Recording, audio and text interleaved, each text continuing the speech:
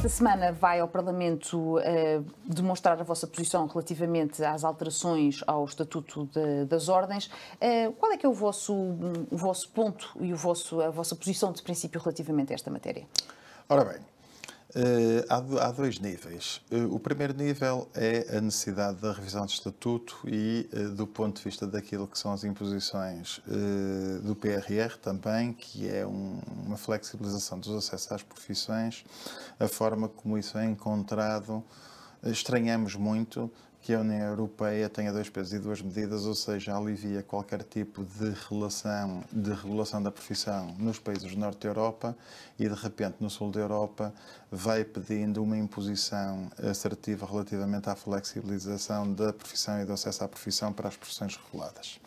No nosso caso, naquilo que são os atos regulados da profissão, nomeadamente na engenharia civil, como são de confiança pública, há recomendações da OCDE e da própria Autoridade da Concorrência para que, bem da confiança pública, haja qualificação específica para o exercício dessas funções, aliás, como na arquitetura, e, portanto, nem é bem por aí. Acho que nós temos de ter bem identificados tecnicamente quem são os responsáveis da obra, que é para depois, se houver problemas, também sacarmos responsabilidades técnicas a esses. Sob esse ponto de vista, eu acho que nós não vamos perder regulação. Mas depois existem duas situações que nos merecem algum reparo. No acesso à profissão, querem banalizar. Uma coisa é simplificar, outra coisa é banalizar. Mas isso não ajudaria, por exemplo, a carência que existe neste momento de mão de obra específica e qualificada nesta área? Provavelmente, mas também eventualmente pode desequilibrar aquilo que são os nossos desígnios nacionais, porque se nós quisermos que entrem para dentro de Portugal pessoas que têm uma preparação inferior à nossa para fazer aquilo que nós fazemos e depois, de repente, qualificar por baixo, embaratecer a construção e termos aqui responsáveis de obras estrangeiras, empresas estrangeiras, a fazer tudo aquilo que nós sabemos fazer sem que o reverso seja possível. Atenção que eu não sou contra a entrada o mercado é livre, não sou contra a entrada de pessoas e bens, bem pelo contrário, até muitas vezes valorizam Portugal, mas a verdade, e eu dou aqui um pequeno exemplo, é que nós estamos carregados de empresas e tecnologia e engenharia espanhola para as grandes obras públicas em Portugal.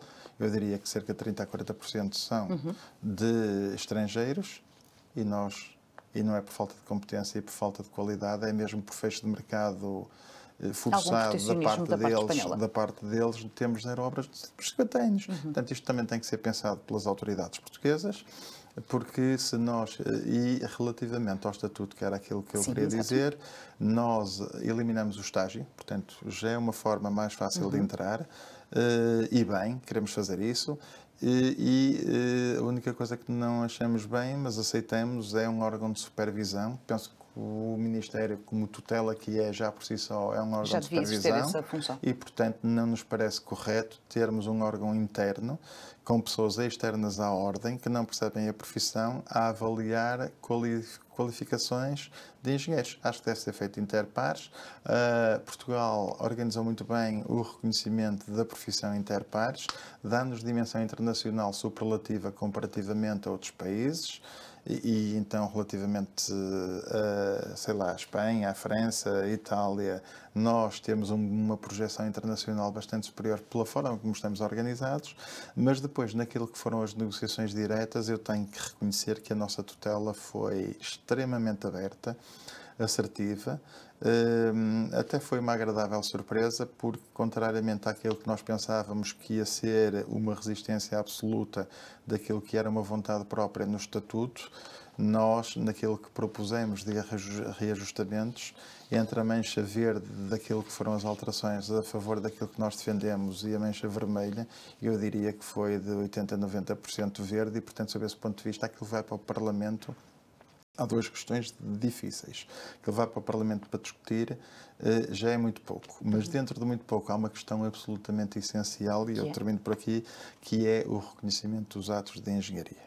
não são atos próprios são aqueles que são regulados, ou melhor, atos reservados, também assim, são os tais que só podem ser praticados por alguns, identificados por lei à parte, e isso nós defendemos também, mas de uma maneira geral nós temos que saber, e tem que existir na lei, o que é um engenheiro informático. Se depois os atos são reservados ou informáticos ou podem existir exercidos por outras profissões, para serem só por engenheiros ou por engenheiros especificamente, tem que estar em lei própria. Defendemos isso. E isso aí já cria algumas reservas no Governo. O Governo chutou essa parte para o Parlamento, mas ainda falta essa parte para nós resolvermos. E para além disso, ainda temos uma situação, não é para ser resolvida imediatamente, na nossa profissão de engenharia, temos duas associações profissionais, o que é absolutamente anacrónico. Não faz sentido, vem de trás, mas também temos que resolver isso no futuro. E tem alguma expectativa de que no Parlamento essas vossas ansiedades sejam resolvidas?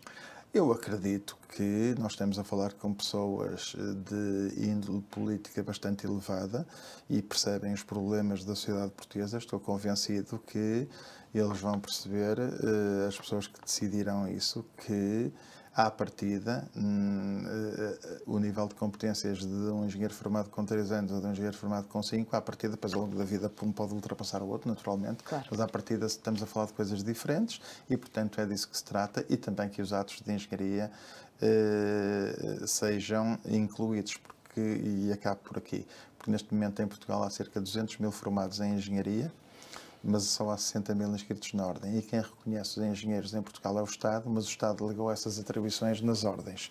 Os médicos são todos médicos, os advogados são todos advogados, mas os formados em engenharia não são todos engenheiros. Não faz sentido. E aqui há qualquer coisa a fazer e tem que ser o Estado, porque nós representamos o Estado, somos braço do Estado nesta matéria, temos as atribuições conferidas estatutariamente por lei pelo Estado, tem que fazer alguma coisa e, portanto, é este intervalo no Parlamento que nós queremos conseguir sensibilizar. Muitíssimo obrigado, Fernando Almeida Santos, pelos seus esclarecimentos, e vamos ver em que é que resultam as negociações no Parlamento. Muito obrigado.